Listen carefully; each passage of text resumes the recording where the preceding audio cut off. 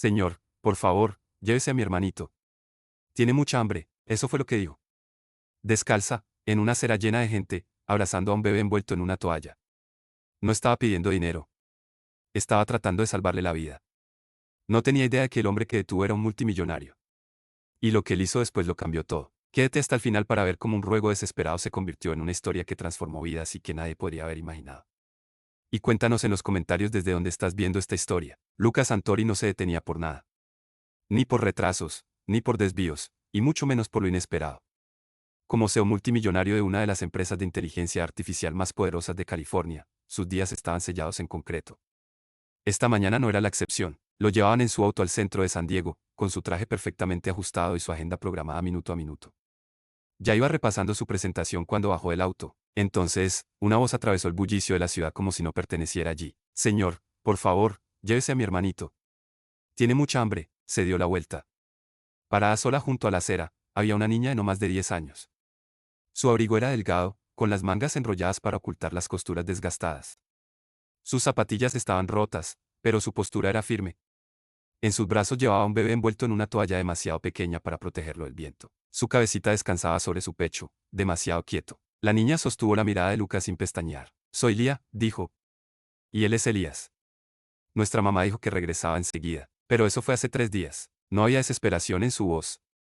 Solo cansancio, y algo más filoso, un cálculo silencioso de que él, de entre todos, podría entenderla. Detrás de Lucas, su chofer le preguntó si quería seguir adelante. Frente a él, la multitud comenzaba a cruzar la calle. Pero Lucas no se movió, porque el mundo acababa de ponerle enfrente una decisión que no estaba en su agenda. Lucas había enfrentado salas llenas de multimillonarios, senadores y escépticos. Había negociado fusiones, resuelto crisis, evitado demandas. Pero nadie lo había mirado como lo hacía ahora, como si todo el universo se hubiera reducido a una sola pregunta frágil. ¿Tú también te vas a ir? Se aclaró la garganta. ¿Dónde está tu mamá? Lee ajustó al bebé entre sus brazos. Salió. Dijo que volvía antes de que anocheciera. Pausa, pero no regresó. Su voz no temblaba. Era firme, ensayada. Como si ya hubiera tenido que explicarlo demasiadas veces a personas que no realmente escuchaban. La mente de Lucas comenzó a buscar soluciones. 911, servicios sociales, refugios, protocolos legales. Pero su instinto le gritaba que no. Algo en el tono de Lía le decía que ella ya conocía esas opciones. Sabía lo que podían hacer, y lo que no. Miró a Elías. El bebé se movió apenas, con un gesto débil cerca de quedarse dormido. Sus mejillas estaban hundidas.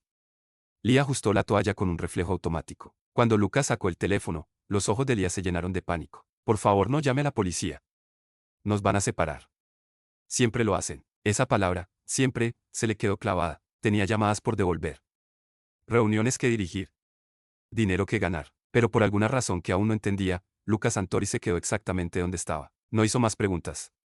Solo abrió la puerta del auto y le hizo una señal para que entrara. Lía dudó un instante, mirando la calle detrás de él, como si aún esperara ver a su mamá doblando la esquina. Pero Elías soltó un pequeño quejido en sus brazos, y ella subió al auto sin decir una palabra. Lo abrazaba más fuerte, como si cada paso más lejos fuera una traición, pero una que tenía que cometer. Durante el trayecto, Lía permaneció recta, sin encorvarse. Sus brazos envolvían a Elías como un escudo. No hablaba, no se movía, no lloraba. Lucas notó que, más de una vez, ella lo observaba a través del reflejo en la ventana. No con miedo, sino con inteligencia. Lo analizaba. No como debería hacerlo una niña. No estaba buscando bondad. Estaba buscando señales de si ese hombre también desaparecería, como todos los anteriores. Lucas hizo una sola llamada. Y no fue a su oficina. Andrea, te necesito, dijo, con la voz baja pero firme. ¿Dónde estás? Respondió ella. En el centro. Encontré a 2 niños. Uno de ellos está desnutrido. La doctora Andrea Vélez no preguntó más. Conocía a Lucas desde antes de los millones, antes de las juntas y la prensa. Ahora, como una de las pediatras más respetadas de California, había dedicado su vida a atender niños atrapados en los vacíos, entre padres, entre sistemas, entre el daño y la esperanza. Le dio una dirección. Le dijo que lo esperaría allí. La clínica estaba escondida entre edificios de oficinas y tiendas de conveniencia. Andrea se movía rápido. Examinó a Elías, era liviano para su edad, tenía la piel un poco seca, pero no presentaba infecciones ni heridas. Sí, estaba malnutrido. Levemente deshidratado. Pero nada que no pudieran manejar. Lía, aunque visiblemente agotada, no tenía fiebre ni signos de abandono físico. Aún así, cuando le ofrecieron comida, negó con la cabeza. Solo aceptó cuando Elías ya estaba comiendo seguro en su regazo. Entonces, Con movimientos lentos, tomó un sándwich. Pero envolvió la mitad en una servilleta y lo guardó en el bolsillo de su abrigo. Para más tarde, dijo. Como si no esperara que hubiera una próxima comida. Lucas estaba sentado al otro lado de la sala. Su teléfono seguía sobre la mesa, sin tocarse por primera vez en años. Las notificaciones se acumulaban, correos, recordatorios de reuniones, 3 llamadas perdidas de su CFO. Pero nada de eso importaba. Lo único que importaba era que Lía no soltaba a Elías ni por un segundo. Ni para comer. Ni para descansar. Ni para ir al baño. Lo sostenía como una madre lo haría. Como alguien que había aprendido, de la peor forma, lo que pasaba cuando te soltaba. Más tarde, Andrea se sentó a su lado con una carpeta bajo el brazo. Sabes que esto no es solo un acto de bondad, ¿verdad? Le dijo. No estás tapando una gotera. Esto es una inundación. Y no se va a ir mañana. Lucas no respondió de inmediato. Solo miraba a Lía, acunando a Elías en la esquina de la clínica, tarareando en voz baja. En un momento, ella lo miró de reojo. No con gratitud. No con esperanza. Solo para ver si él también desaparecería como los demás. Lo sé, dijo finalmente, en voz baja. Pero algo me dice que no soy el único a prueba aquí. A la mañana siguiente, Lucas estaba en la cocina, calentando fórmula y sirviéndola en un biberón con la misma precisión que usaba en sus presentaciones ante inversionistas. Elías dormía en el Moisés, con las mejillas un poco más llenas y las manos cerradas como capullos. Lía estaba sentada en el sofá, con las piernas cruzadas, dibujando en una servilleta con un bolígrafo que seguramente había traído de la clínica. No tarareaba. No hablaba. Pero no dejaba de mirarlo. Entonces sonó el teléfono. Doctora Andrea Vélez, decía la pantalla. Respondió de inmediato. Dime, encontramos a la madre, dijo Andrea, con voz tranquila pero firme. Se llama Tamara Méndez. Está viva, pero internada en un centro psiquiátrico en Riverside. Fue admitida hace 2 días. No llevaba identificación ni teléfono. Una enfermera relacionó su nombre con un reporte de persona desaparecida. Lucas se apoyó en la encimera, sintiendo el peso de la noticia. Tiene antecedentes documentados de enfermedad mental, trauma no tratado, dependencia a sustancias, probablemente detonados después de perder su último empleo. No parece que haya abandonado a sus hijos a propósito. Pero no está estable. ¿Todavía no? Aún está en proceso de desintoxicación. Él guardó silencio. Andrea siguió hablando. Los tribunales abrirán una revisión. Si completa su programa, demuestra estabilidad mental y capacidad para ser madre, recuperará la custodia. Así lo dicta la ley. Si no, los niños entrarán en cuidado permanente. Y probablemente serán separados. A menos que un familiar o tutor legal intervenga. Lucas miró por la ventana. El sol comenzaba a salir sobre el horizonte de San Diego.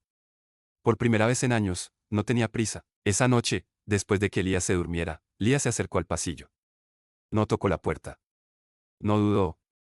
Solo estaba allí, con las manos metidas en las mangas, como si llevara todo el día ensayando sus palabras. Nos van a separar. Lucas la miró de frente. Tu mamá está en el hospital. Está tratando de mejorar. Lía sintió, sin decir nada. Todavía no han decidido nada, añadió con cuidado. Pero haré todo lo que esté en mis manos para mantenerlos juntos. Nos van a separar. Lucas no tardó en responder. No, si yo puedo evitarlo. Lía no sonrió. No lloró. Solo asintió una vez. Y volvió al sofá, como si acabara de guardar esa respuesta en su mente, bajo la etiqueta de, todavía es posible tener esperanza. Y fue en ese instante que Lucas supo que esto ya no era temporal, ni en su casa, ni en su corazón. A la mañana siguiente, Lucas hizo 2 llamadas antes de que saliera el sol. La primera fue a su asistente, pospuso todas sus reuniones por el resto de la semana. La segunda fue a Andrea. Quiero solicitar la tutela legal, dijo, antes de que ella preguntara. Temporal por ahora, pero real, en papel. Hubo un largo silencio al otro lado de la línea. Luego, un suspiro suave, casi de alivio. Esto no va a ser sencillo, Lucas, dijo con dulzura. Harán revisiones de antecedentes, entrevistas, evaluaciones del hogar. Van a poner tu vida patas arriba. ¿Estás preparado para eso? Creo que mi vida ya se volteó, respondió. Solo intento seguir hacia donde me está llevando. Al mediodía, el papeleo ya estaba en marcha. Se asignaron trabajadores sociales. Se programó una audiencia. La mansión de Lucas, antes un santuario arquitectónico del control y la soledad, se llenó de aromas de fórmula, dibujos animados y el crujir de pies pequeños sobre pisos de mármol frío. Mandó a un equipo a adaptar una habitación de invitados como un cuarto de bebé. La suite principal permanecía intacta, un espacio hueco que no se usaba desde el funeral de su esposa Marina. Pero el pasillo que separaba las habitaciones ahora estaba lleno de pasos suaves y nuevas rutinas. Lía observaba todo con una curiosidad cautelosa. No pedía nada, pero aceptaba todo con una gracia contenida. Cuando Lucas le ofreció ropa nueva, ella preguntó si podían conservar también la vieja, por si acaso. Cuando una terapeuta llegó para su evaluación preliminar, Lía se sentó como si fuera un examen que no podía reprobar. No lloró. No se inquietó.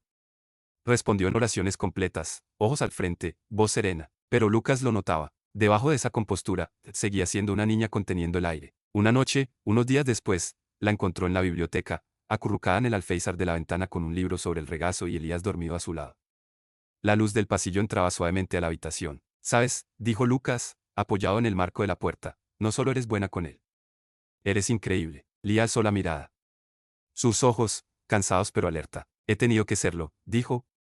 Solo me tiene a mí. Lucas cruzó la habitación lentamente y se sentó frente a ella. Ahora también me tiene a mí. Y tú también. Ella no asintió. No lo agradeció, pero, tras una larga pausa, se movió apenas, como si le permitiera compartir el espacio. Como si, tal vez, ya no fuera un extraño. Lucas se detuvo en medio de su lujoso penthouse y por primera vez lo sintió como un museo, una especie de santuario frío y costoso dedicado a alguien que ya no era. Cada superficie relucía. Cada esquina era perfecta. Pero no había vida. No desde Marina. Había dejado todo intacto durante 2 años. La suite principal aún conservaba el aroma tenue de su perfume, atrapado en el silencio como un recuerdo que no podía tocar. Pensaba que mantener todo en su lugar la preservaría. Pero ahora, caminando por el pasillo junto al cuarto improvisado de Elías y oyendo a Elías balbucear desde la cuna, entendió, no era preservación, era aislamiento, y sabía que eso no podía continuar. Una semana después de iniciar el proceso de tutela, Lucas los mudó a una nueva casa, lejos de los rascacielos de cristal y los pisos que hacían eco del centro de San Diego. La nueva propiedad quedaba justo a las afueras de Julian, donde los árboles crecían libres y el viento traía cantos de pájaros, no sirenas. Era el tipo de lugar donde no necesitaba rejas eléctricas ni claves de 20 dígitos. Solo sol, un porche y espacio para que los pies pequeños corrieran. Lía no dijo nada al llegar. Se quedó en el sendero de grava, con los brazos cruzados, mirando el porche, el gran roble del patio trasero. Elías, más fuerte y ruidoso, chillaba feliz en los brazos de Lucas al ver el pasto abierto. Lucas la observó con atención. Ella no preguntó si la casa era de ellos. No preguntó dónde iban a dormir. Solo esperó, como si pensara que el momento iba a esfumarse. Esa noche, después de que Elías se durmiera en su propia cuna por primera vez, Lucas encontró a Lía sentada sola en las escaleras traseras, abrazando sus piernas mientras miraba el atardecer. Se sentó a su lado, sin decir nada. Pasaron unos minutos en silencio. Luego, ella habló. Tranquila, pero segura. Esto no se siente real. Lucas asintió despacio. A mí tampoco me lo parecía, al principio. Lía lo miró, frunciendo un poco el ceño. ¿Qué quieres decir? Él inhaló, profundo, con un nudo en el pecho. Mi esposa murió hace 2 años. Marina. Fue cáncer. Rápido. Duro. Después de eso, no viví en ningún lugar. Solo estuve, en lugares. Lía miró de nuevo hacia los árboles. Y aquí sí te vas a quedar. Lucas no respondió de inmediato. En cambio, sacó una pequeña llave de su bolsillo. Plateada, un poco gastada, con un llavero azul marino. Esta abre la puerta de entrada. Ahora también es tuya. Lía miró la llave largo rato. No sonrió. No dijo nada, pero la cerró en su puño, y no la soltó. Los días pasaban más lento, pero se sentían reales. Las mañanas comenzaban con Lía entrando a la cocina antes del amanecer. No le pedía a Lucas que cocinara, pero una mañana le deslizó una receta escrita por su madre. Pan de maíz. Sin azúcar. Extra de mantequilla. Lucas la siguió al pie de la letra. Lía no dijo que estaba bueno, pero se lo comió todo. Elías prosperaba. Balbuceaba más fuerte, reía más fácil. Lucas se adaptaba al nuevo ritmo, horarios de comida, juguetes por rotar, menos reuniones. Su teléfono pasaba horas sin tocarse. Lía empezó la escuela local, a unos minutos en auto. No hablaba mucho sobre eso, pero Lucas notaba que volvía con la mochila cerrada, los deberes en orden y una expresión tranquila al dejar sus zapatos junto a la puerta, como si por fin sintiera que pertenecía. Traía la tarea al salón, ayudaba a rastrillar hojas, se sentaba con Lucas mientras le leía a Elías. Ya no pedía espacio, lo ocupaba. Aún tenía momentos difíciles, noches en las que no dormía bien, comida que escondía, por si acaso. Lucas no la presionaba. Solo permanecía cerca. Presente. Firme. Una noche, la encontró dibujando en la mesa. Le mostró el papel, su casa, ventanas chuecas, un árbol grande, 3 figuras de palitos al frente. Elías en sus brazos. Lucas al lado, sonriendo. Ese eres tú, dijo ella, lo supuse. No escribiste mi nombre. No hace falta, respondió él, suave. Ya lo dibujaste, no sonrió, pero dobló el dibujo con cuidado, y lo guardó en su mochila, como algo que valía la pena conservar. La primavera llegó temprano ese año. Las flores silvestres cubrían las orillas de las autopistas, y los árboles frente al tribunal ya estaban llenos de hojas. Lucas estaba de pie en silencio, con su traje impecable. Lía a su lado. Elías en sus brazos. Ya no era una revisión. Era la audiencia final. Ese día el juez decidiría si Lucas podía convertirse legalmente en el tutor permanente de Lía y Elías. Pero él no sería el único en hablar. Tamara Méndez había sido encontrada casi 3 meses atrás. Rehabilitación. Tratamiento psiquiátrico. Desintoxicación. Según los informes que Lucas había revisado, ella lo estaba intentando, sin arrestos, sin recaídas. Había asistido a todas sus sesiones, escrito cartas al tribunal, superado todas las pruebas de drogas. Había hecho todo lo que el sistema le pidió, excepto una cosa. No había solicitado ver a sus hijos, hasta ese día. Dentro de la sala, el aire pesaba más que de costumbre. La doctora Andrea Vélez estaba sentada detrás de Lucas, en silencio, brindando apoyo. El trabajador social leyó el informe. Elías estaba sano. Lía iba bien en la escuela, sin problemas, sin retrocesos, sin dudas sobre la estabilidad del hogar. Entonces el juez miró hacia el otro lado de la sala. Tamara dio un paso adelante, delgada, pálida, sosteniendo una hoja doblada. Sus manos temblaban un poco mientras la desplegaba. Se veía mayor de lo que era. Sus ojos, vacíos pero claros. No vine a pelear, dijo con voz áspera pero firme. Llevo 90 días sobria. Estoy intentando sanar, pero sé lo que les hice a mis hijos. Sé lo que sobrevivieron porque me fui, y no quiero hacerles pasar más dolor. Puso el papel contra su pecho. Creo que puedo mejorar. Tal vez incluso llegar a ser una madre de verdad algún día. Pero no creo ser el lugar más seguro para ellos ahora. Quizás nunca lo sea. Así que estoy aquí, para hacer lo único correcto que aún puedo hacer por ellos. Y entonces miró directamente a Lía. No estoy renunciando a ti. Te estoy dejando ir, porque quiero que crezcas sin cargar con mi caída. Siguió un silencio absoluto. La secretaria del tribunal se limpió los ojos. Tamara se giró hacia el juez. Renuncio voluntariamente a mis derechos. Sin condiciones. La sala permaneció en silencio. El juez tomó una larga pausa. Luego asintió. Lucas no miró a Tamara, no por juicio, sino por respeto, porque lo que acababa de hacer, también era una forma de valentía. Afuera, al salir bajo el sol, Lía sostenía la mano de Elías con fuerza. No dijo nada durante un rato, pero al llegar al auto, miró a Lucas. ¿Y ahora qué? Él abrió la puerta, puso una mano en su hombro, y respondió, ahora, nos vamos a casa. La adopción se finalizó 2 semanas después. No hubo ceremonia, ni globos, ni cámaras. Solo una pequeña sala con luz de sol entrando por las ventanas altas, y 3 nombres impresos en un documento legal que lo cambiaba todo. Lucas Santori estaba sentado con Elías en su regazo, vestido con una pequeña camisa azul que Elías eligió. Ella estaba a su lado, con el cabello trenzado y su carnet escolar aún sujeto a la mochila. No sabía si debía vestirse formal o no, pero había dibujado un dibujo para la jueza, y lo guardó en su carpeta, por si acaso. La jueza hojeó el expediente, miró los informes, y sonrió con amabilidad. Señor Santori, dijo, está preparado para asumir la custodia legal total de Lía y Elías Méndez. Lucas asintió. Lo estoy. La jueza miró a Lía. ¿Estás de acuerdo con esta opción? Lía no dudó. Sí.